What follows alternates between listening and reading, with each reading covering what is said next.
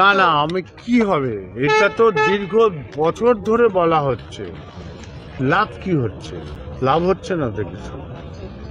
কোনো লাভ আছে? কোনো একটা ম্যাচকে কেন্দ্র করে তারা পেনাল্টি পাচ্ছে না বা ফাউল করে গোল করে বেরিয়ে যাচ্ছে, আমাদের এই অবস্থা হচ্ছে। ওকে গালি দিল, ওকে রেড কার্ড দিয়ে দিল। এই তো চলছে, বিগত 5-7 বছর ধরে চলছে। কিন্তু মানুষের একটা ভুল হতে পারে, একটা ম্যাচে একটা রেফারি 3-4টে পরপর ভুল করে গেল এবং মানে মানুষ সেটা চোখের দেখতে পাচ্ছে চর্মযুক্তে, মানে এর জন্য কোনো ম্যাগনিফাইং গ্লাস দাঁড়িয়ে আছিস, লিখবি কি? কি লিখবি?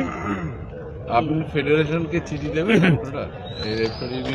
না না, আমরা তো অ্যাপিল করছি যে রেড কার্ড ফ্রি করবার জন্য, যেটা ব্যাঙ্গালোর পেল, আমরা করছি। কিন্তু আমার এই ম্যাচটা কি ফিরিয়ে দিতে পারবে?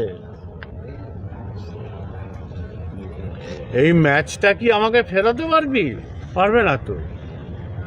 ডে আফটার ডে এটা হচ্ছে। আগে রিলায়েন্স চালাতো তখনও এক, এখন AIFF চালাচ্ছে, সেই একই জিনিস। কিন্তু এটা আই লিগ থেকে হয়ে যাচ্ছে, শুধু ISL এ নয়। এই ঘটনা আই লিগেও তো গোলের ভিতরে বল, সেই বলও গোল দেয়নি। আইজল ম্যাচ ছিল। হ্যাঁ, এদের বক্তব্য রেফারি মিস্টেক করেছে। আরে রেফারি মিস্টেক করেছে তো পরপর বছর বছর আমরা সাফার করবো কেন?